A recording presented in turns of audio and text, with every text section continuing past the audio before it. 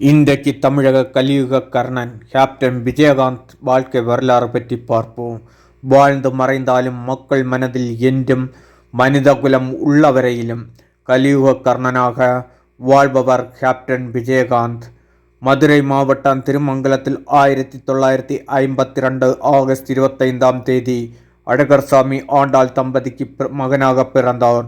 இவரது இயற்பெயர் விஜயராஜ். சிறு வயதிலிருந்தே படிப்பின் மீது ஆர்வமில்லாத விஜயராஜ் நண்பர்களுடன் விளையாடுவதும் திரைப்படங்கள் பார்ப்பதிலும் அதிக ஆர்வமாக இருந்தார். தனது பள்ளி படிப்பை 10ஆம் வகுப்புடன் நிறுத்தினார்.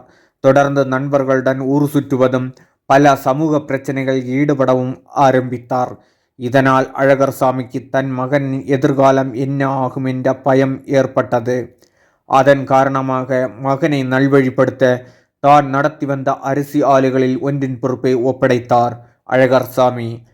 மகனின் உழைப்பு மற்றும் நிர்வாகத் திறமையை கண்ட தந்தை மகிழ்ச்சியடைந்தார்.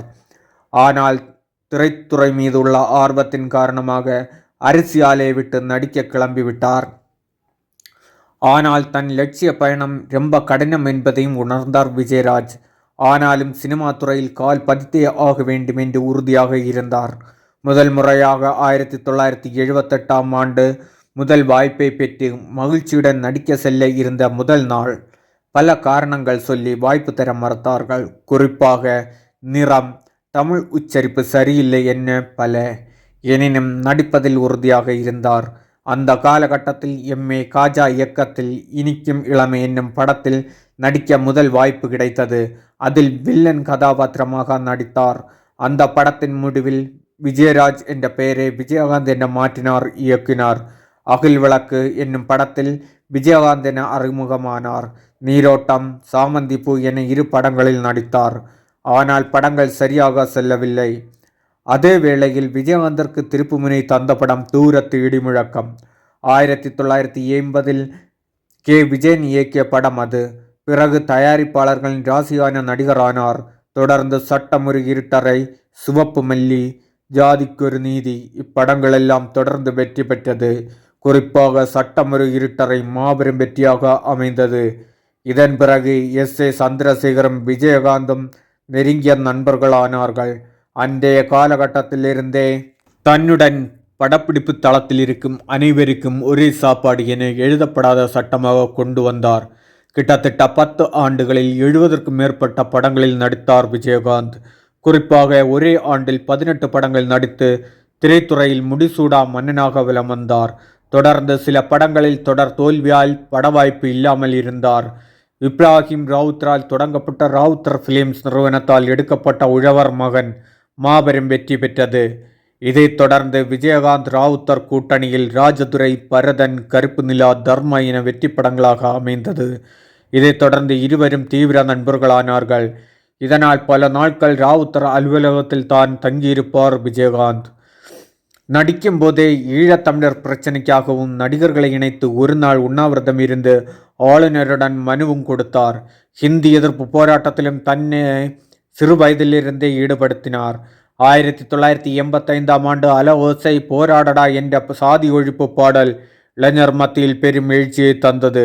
இதைத் தொடர்ந்து 1989 மண்டோம் போன்ற அகதிகள் முகாமில் அவர்களை சந்தித்து உதவிகளை வழங்கினார். 1990 கருணாநிதி தலைமையில் விஜயகாந்த் பிரேமலதா திருமணம் நடந்தது.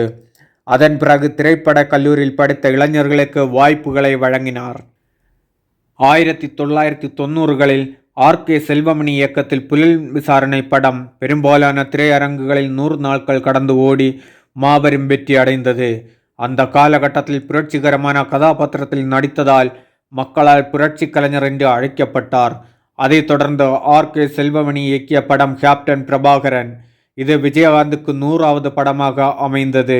இந்த படம் பல சாதனைகளை படைத்து வெற்றி விழா கண்டது. விஜயகாந்துக்கு அதுவரை மக்களால் கருப்பு எம்ஜிஆர், புரட்சி கலைஞர் என்று அழைக்கப்பட்டார். இந்த படத்திற்கு பிறகு கேப்டன் விஜயகாந்த் என அனைவராலும் அழைக்கப்பட்டார். தொடர்ந்து கோவை, ஈரோடு மற்றும் புதுக்கோட்டை மாவட்டங்களில் மக்களுக்காக இலவச மருத்துவமனை கட்டி கொடுத்ததுடன் படப்பிடிப்பு தளத்தில் விபத்து ஏற்பட்டால் நிதி உதவி மற்றும் மருத்துவ செலவையும் தானே ஏற்றுக்கொள்வார் கேப்டன். 1982 ரசிகர் மன்ற சார்பாக ஊனமுற்றோருக்கு 3 சக்கர சைக்கிள், விதவை மகளிருக்கு தையல் இயந்திரம், இலவச வேட்டி சேலையும் தாராளமாக வழங்கினார் கேப்டன். தொடர்ந்து ஏழை மாணவிகளுக்கு லட்சக்கணக்கில் நிதியுதவிகளை வாரி வழங்கினார். ஏழை பெண்களுக்கு திருமண நிதி, 70 இடங்களில் இலவச கணினி பயிற்சி, இலவச திருமண மண்டபங்கள், விளையாட்டு பயிற்சி மையங்கள். குஜராத் பூகம்பம், கார்கில் போர், சுனாமி, கும்பகோணத்தை விபத்து இதுபோன்ற நிகழ்வுகளில் உதவும் முதல் கரமாக இருந்தார் கேப்டன். 1996 செல்வி ஜெயலலிதா முதலமைச்சராக இருந்தபோது எதிர்க்கட்சி தலைவரான கருணாநிதிக்கு சென்னை மெரினாவில் பொன்விழா நடத்தினார். மேலும் 1999 திரைப்படத்துறை கடனில் சிக்கி தவித்த போது தலைவராக பொறுப்பேற்று கடனை அடைக்க மலேசியா, சிங்கப்பூர் போன்ற இடங்களில் கலை நிகழ்ச்சிகளை நடத்தி அதில் வந்த பணத்தை வைத்து கடனை அடைத்தார் கேப்டன். அதைத் தொடர்ந்து குடும்ப அம்சமான கதாபாத்திரத்தில் முத்திரை பதித்தார் கேப்டன். குறிப்பாக வானத்தைப் போல, தவசி படங்கள் மக்கள் மனதில் நீங்கா இடம்பெற்றது. 2001 பல படங்கள் வெற்றியடைந்ததுடன் மக்களுக்கு பல உதவிகள் செய்து வந்ததினாலும் கலைமாமணி விருது மற்றும் சிறந்த குடிமகன் விருதையும் பெற்றார் கேப்டன். அதைத் தொடர்ந்து அரசியலில் இறங்கினார் விஜயகாந்த். தொடர்ந்து இணைந்திருங்கள்.